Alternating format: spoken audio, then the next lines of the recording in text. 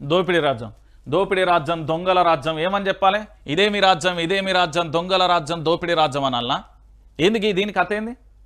ఎల్లంపల్లిలో దొంగలు పడ్డారు, మాఫియా దందా రాజకీయ అండ, బ్యాక్ వాటర్కు భారీగా అడ్డకట్టలు, 150 ఎకరాలు ఆక్రమించి 30 చేపల చెరువుల నిర్మాణం, రైతుల అవసరం ఆసరగా తీసుకునే అక్రమార్కుల ఆగడాలు, కొన్ని పొలాల లీజ్, మరికొన్ని భూముల ఆక్రమణ, ప్రాజెక్టు బ్యాక్ వాటర్ చేపల చెరువుల తవ్వకం, కాంగ్రెస్ నాయకుల అండతో రెచ్చిపోతున్న mafia.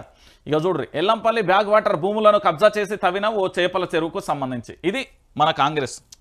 సపర్లు కొట్టిగా Meenakshi Natarajan G కైసే అచ్చియేనా? Revanth Reddy G బాగుందా ఇది? మీ పార్టీకి సంబంధించి చూసుకోరిగా.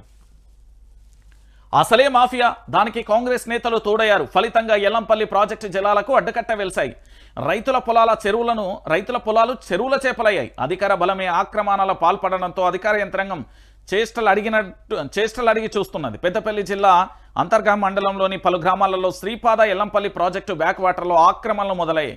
రైతులను భయపెట్టు నచ్చజెప్పి పొలాలు లీజుకు తీసుకుంటున్న మాఫియా బ్యాక్ వాటర్ అడ్డుకట్టలు వేసింది. మొత్తం 30 చెరువులను ఆక్రమంగా తవ్వి చేపలు పెంచుతూ ప్రాజెక్టు బహుళ ప్రయోజనాలకు లీడర్ మూట గండి కొట్టిస్తున్నది అంటూ కూడా చెప్తున్న పరిస్థితి కనబడుతుంది. ఇక చెప్పు, దొంగల రాజ్యం, దొంగల చేతికి తాళాలు ఇచ్చినట్లేదు. అంతకంటే అధ్వానం ఉన్నది. కాంగ్రెస్ పార్టీకి అధికారం ఇచ్చే ఆలస్యం ఉన్నది.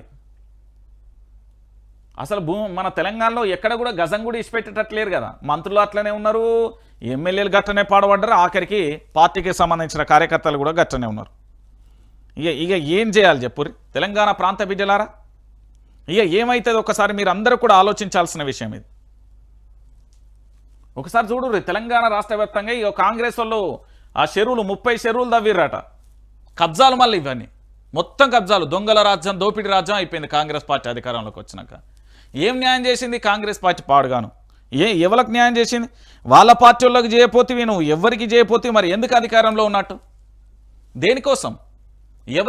ఎవరి ప్రయోజనాల కోసం? పూర్తి స్థాయిలో కూడా ఎక్కడ కూడా లేదు కదా. మొత్తం దొంగలు, దోపిడీ రాజ్యమే అయిపోయాయి. ఇంకేం చేయమంటావు వాళ్ళను? ఇక గిడ ఏమో రాశిలు